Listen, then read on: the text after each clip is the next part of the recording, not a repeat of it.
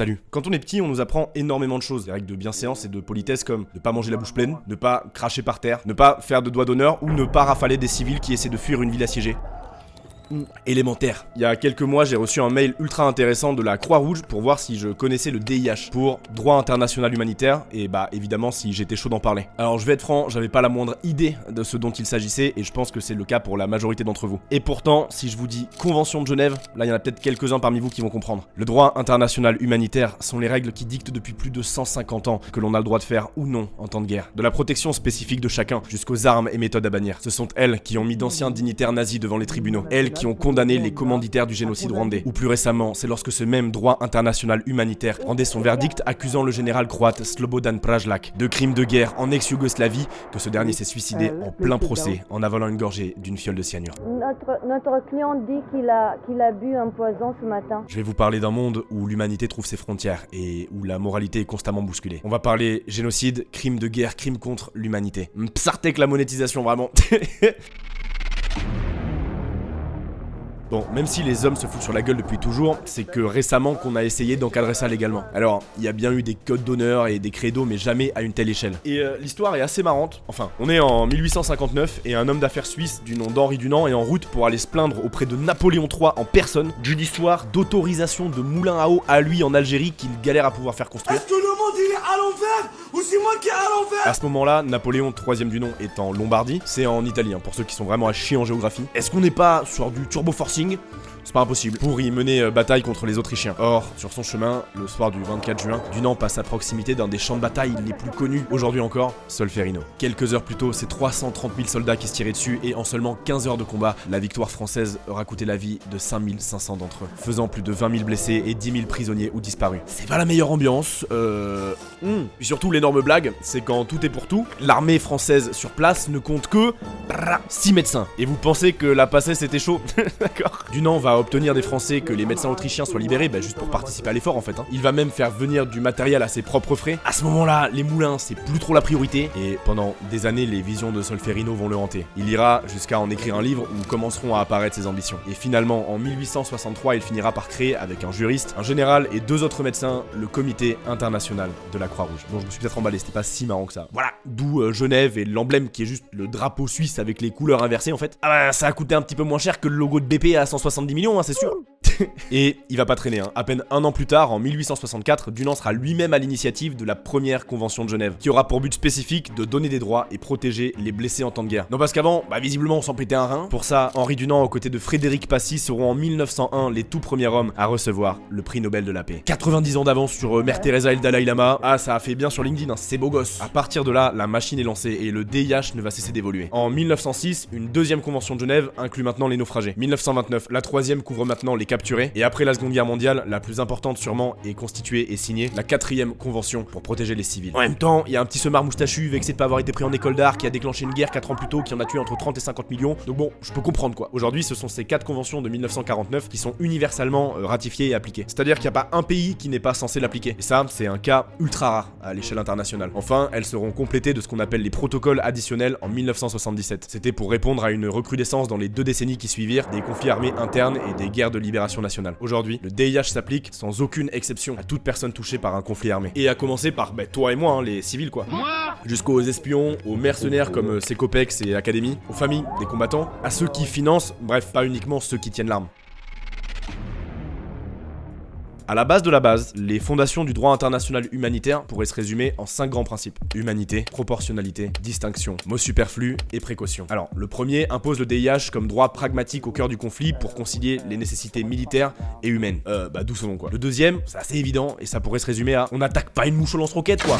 En bref, chaque action militaire doit être proportionnée et le rapport gain-coût minutieusement étudié. Si pour sauver 3 chars pris dans une ruelle, je dois faire péter la moitié d'un quartier en zone urbaine, adios mes 3 chars. Vous nous manquerez. Petits anges partis trop tôt.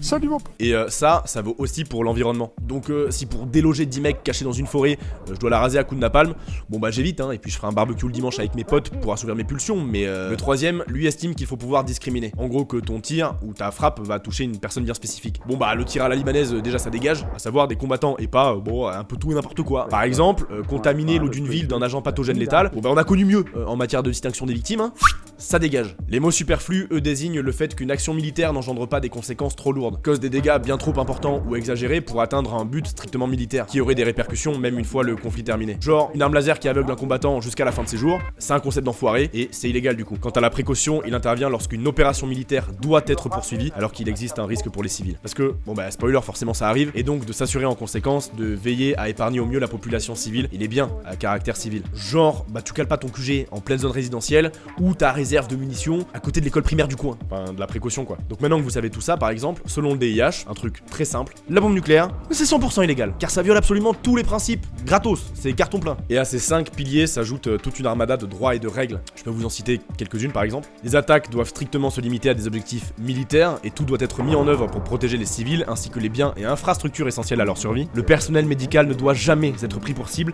et doit être autorisé à faire son travail. Peu importe leur passé, les détenus ne doivent pas subir de torture ou de mauvais traitements dans la mesure où ils ne représentent plus une menace. Ils doivent au minimum recevoir de l'eau ou de la nourriture et être autorisés à rentrer en contact avec leurs proches, traiter dignement les dépouilles et permettre aux familles des victimes de connaître le sort de leurs proches défunts. Aucune condamnation ne doit être prononcée ou aucune exécution exécutée sans procès équitable. Les enfants doivent pouvoir poursuivre leur éducation et ou être réintroduits socialement et suivis s'ils ont participé au combat. Il est interdit d'avoir recours à des actes dont le but principal est de traumatiser et effrayer la population. Bref, il y a des milliers de pages et bon bah je suis pas Père Castor, mais comme d'hab je vous ai mis tous les liens en description. Si ça vous intéresse, vous pouvez aller les consulter. Après, bon, normalement jusqu'ici tout ça paraît quand même assez évident, mais le problème c'est que depuis les protocoles additionnels de 1977, et bah il y a plus grand chose. Il y a eu un traité sur les mines en 97 et un autre sur le nucléaire qui entrera en vigueur en 2021 d'ailleurs. En tout cas, pas de renforcement ni de modification des textes. Vous avez bien entendu, les textes ont absolument pas évolué.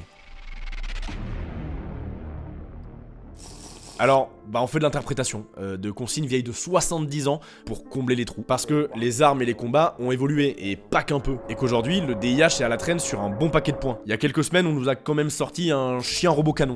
Voilà. C'est peut-être pas mal de faire une image, effectivement. En 2019, la Croix-Rouge a sorti un nitro document de 96 pages, qu'on a en partie lu en live d'ailleurs. Ça, vraiment, j'ai une vie formidable. Sur les principaux défis d'aujourd'hui et les recommandations de l'organisation quant à ce qu'il faudrait inscrire dans le texte. Entre autres, c'est assez fou parce que ça traite de l'urbanisation des conflits en passant par la protection de l'environnement et les conséquences du réchauffement climatique jusqu'à un phénomène plus que contemporain et au cœur des conflits du 21e siècle, les groupes armés non étatiques. Et en 1977, c'était encore assez rare. Quand on parle de bougs qui se chauffent tout seuls et opèrent aux quatre coins du monde au nom de eux-mêmes, d'une idéologie ou potentiellement d'une divinité, les règles changent, les problèmes. En conséquence, un des chapitres principaux du rapport est d'arriver à définir comment aujourd'hui faire respecter les droits rédigés il y a plus de 70 ans à des groupes armés dits non étatiques et même avant ça, de définir à quel moment on considère qu'un groupe dit non étatique est en guerre. Par exemple, le DIH il s'applique pas aux loups solitaires, mais qu'à des organisations établies avec une hiérarchie. Et ensuite, ce qui va définir la frontière entre du maintien de l'ordre et une situation où le DIH s'applique, c'est le niveau de violence. Mais il y a des failles, et même là-dedans, t'as des sous-problématiques. Lorsqu'un groupe armé, qui n'est pas sous l'égide d'un état, contrôle une région en temps de guerre, comment tu assures une captivité de leurs prisonniers décente et un traitement de la population digne? Eux, ils ont jamais rien ratifié mon gars, et ils peuvent jouer sur l'interprétation des textes pour s'en sortir. Il y a un truc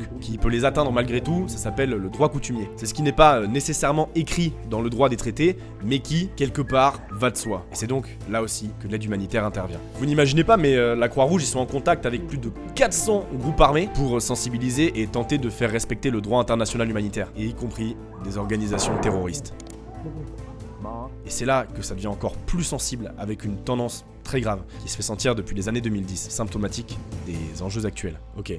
La neutralité, c'était un des piliers défendus par Dunant. Traiter tout le monde de la même manière, peu importe ce qu'ils ont commis auparavant. Mais aujourd'hui, certains pays ayant ratifié le DIH refusent de l'appliquer aux organisations terroristes. Parce que on ne discute pas avec les terroristes et par peur de légitimer d'une certaine manière leur existence. Certains pays qualifient les actes terroristes de graves à titre exceptionnel et exigent une réponse exceptionnelle. Sous-entendu, on s'en bat les couilles du DIH. Or, la déshumanisation volontaire des terroristes pour justifier un traitement exceptionnel est très grave. Si l'humain ne devait répondre que par la loi du talion, œil pour œil, dent pour dent, que par la vengeance, nous ne serions pas dignes d'être qualifiés de civilisés. L'interprétation peut malheureusement laisser une marge de manœuvre immorale à qui le souhaite. Un autre défi d'aujourd'hui est qu'il devient aussi de plus en plus difficile de désigner des coupables. Les grands gouvernements ne s'étalant plus autant qu'avant dans des conflits extraterritoriaux. Ils préfèrent juste passer par des intermédiaires, préférant soutenir les acteurs en fait. Puis à mesure que les conflits se numérisent aussi, les traces laissées par les commanditaires sont de plus en plus fines. Identifier l'auteur d'une cyberattaque, c'est on ne peut plus difficile qu'un mec qui est en train de tirer à l'artillerie.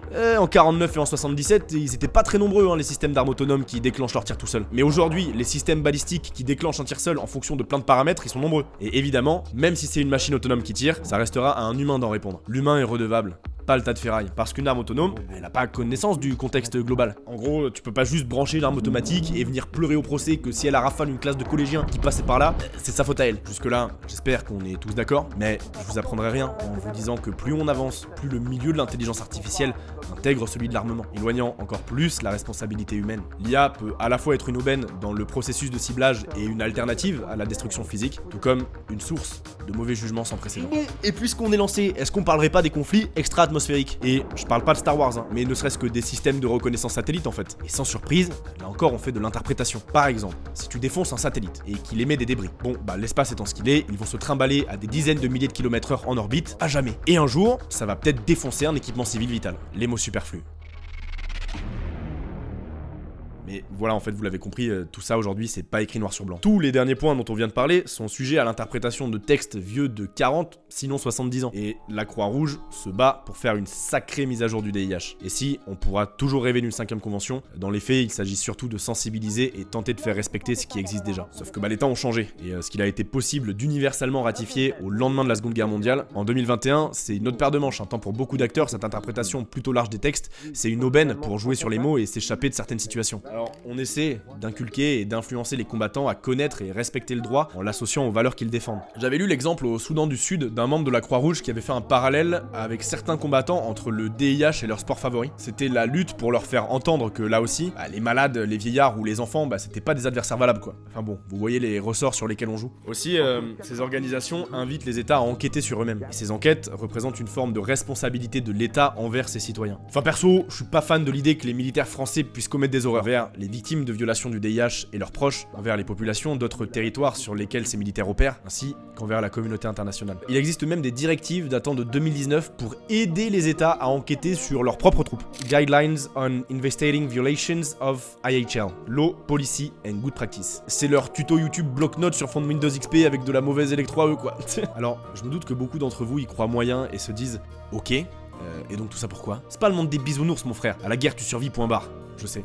Mais je pense que vous auriez tort. Bien sûr que le DIH est un idéal inatteignable. Bien sûr que c'est pas parce que c'est écrit dans un texte de loi que des civils ne servent pas aujourd'hui encore de bouclier humain. Mais il est un standard élevé et digne de ce vers quoi nous devons tendre. Un repère, dans un environnement très sombre. Et parfois, une épée de Damoclès qui en freinera peut-être certains. Ils sont pas si rares qu'on pourrait l'imaginer les condamner. Rien qu'en ce moment, sur le site de la Cour pénale internationale, il y a 30 affaires qui sont en cours. Puis, s'il en condamne, il en aide aussi. Ces dernières années, en vertu du DIH, 6000 enfants soldats ont été démobilisés au Sierra Leone. Aux Philippines, le Front Moro Islamique de Libération, le MILF, Yazerovan. C'est bon? C'est vraiment leur nom. Mais fin à leur recrutement de mineurs et des situations similaires se répètent en République démocratique du Congo et Centrafrique. En Jordanie et en Irak, des pièces antiques ont été épargnées par les combats et restituées. Aux États-Unis, on apprend aux troupes à protéger le plus possible le patrimoine sur le terrain. En Croatie, on démine, tout comme au Sri Lanka, où on libère aussi des prisonniers et des malades. De plus en plus de manuels militaires enseignent la prise en compte des effets psychologiques. Et enfin, partout dans le monde, on aide à donner des réponses quant au sort des portés disparus. Et tout ça, vous pouvez y participer. C'est pas tous les jours, mais vous pouvez avoir un rôle à jouer pour rendre le monde meilleur. Premier degré, la Croix-Rouge française organise régulièrement des formations au DIH, des conférences et des colloques pour que, à votre tour, vous puissiez en parler. C'est un travail de fond. N'hésitez absolument pas, je vous mets leur site en description. Alors, tout ça ne sont que quelques exemples. S'il est indéniable qu'il est régulièrement bafoué et que ce problème est insoluble, il n'en est pas pour autant inutile. C'est une construction de plus d'un siècle de travail qui sert à alléger la souffrance humaine et restaurer la dignité après une guerre. Tenter de limiter les conséquences dévastatrices et l'horreur quand les balles fusent, par la sensibilisation, l'éducation et l'explication, prévenir ces futurs acteurs de comportements inhumains.